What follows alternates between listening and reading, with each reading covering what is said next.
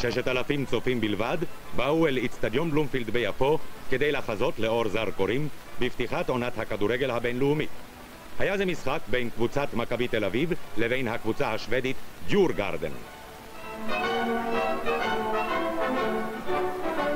גיבור המשחק היה שפיגל ממכבי שהצליח להבקיע 3 שערים.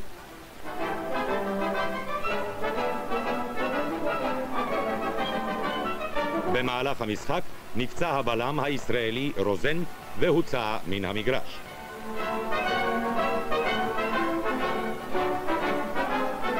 על אף העובדה שרמתו הכללית של המשחק לא עמדה על הגובה, נסתיימה התחרות בניצחונה של מכבי 3-1.